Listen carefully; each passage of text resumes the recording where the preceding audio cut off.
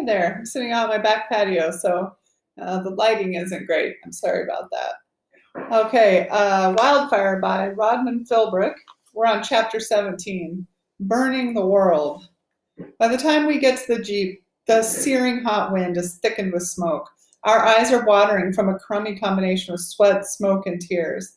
I help Delphi into the passenger seat, toss her backpack into the rear seat, and then leap behind the wheel, hoping with all my heart that the engine will start when I flip the lever and depress the starting pedal.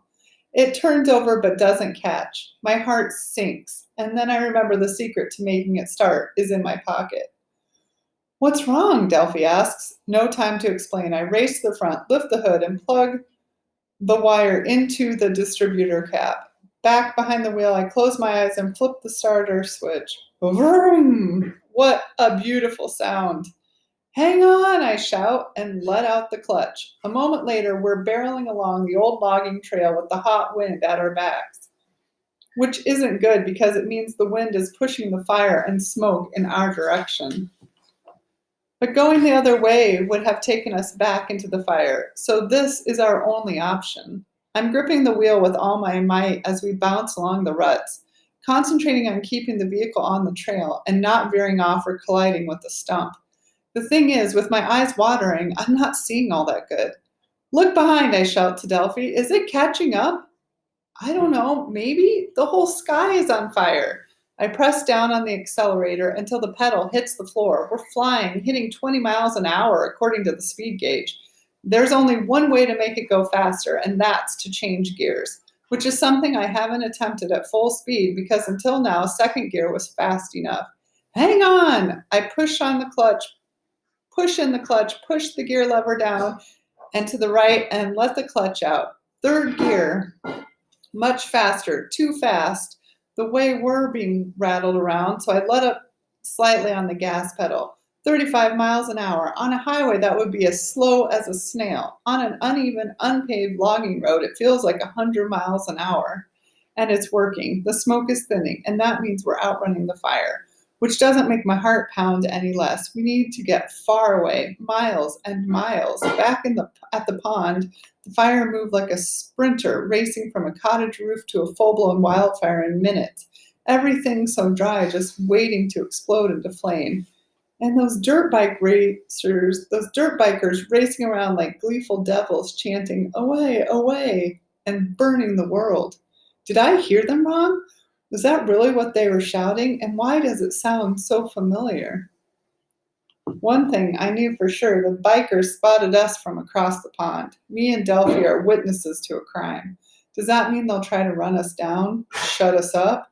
Maybe the fire scares them more than we do. If it was me, I'd want to have the wind in my face, pushing the flames in the opposite direction. Fastest way to get clear and safe. And besides, we weren't close enough to see their faces, let alone identify them. That's what I keep telling myself as we slam along the ruts, teeth rattling. If we get far away from the fire, we'll also be far away from the dirt bikers. With the Jeep going this fast, Delphi has to yell to make herself heard. I need to use the ladies' room. I slow down and put the gear shift in neutral and let us roll to a stop. No way am I going to shut off the engine, not when something might be catching up. Fire or bad guys or both. Of course, there's no ladies' room, so Delphi takes a small roll of toilet paper from her backpack, limps to a row of bushes, and disappears behind the tree. There's no smoke showing under the canopy of trees, just plain gray sky. And now that we're stopped, I notice the wind is no longer blowing in our direction. It's barely blowing at all, and seems to have shifted. All good. I strain to listen for the chainsaw sound of dirt bikes, but I can't hear anything. Delphi comes limping back and heaves herself into the passenger seat. Sorry. It's okay. The radio's in your backpack, right? Maybe we can get an update on the fire.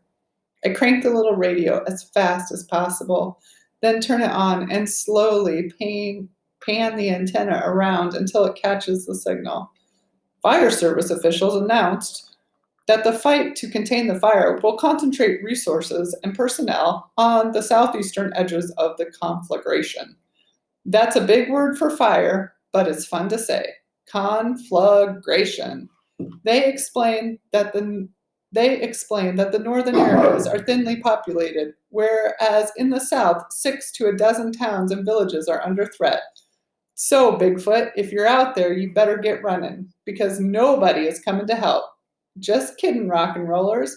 I'm raising my mug of morning coffee and a toast to our brave firefighters who are risking their lives to contain this awful blaze. Good luck.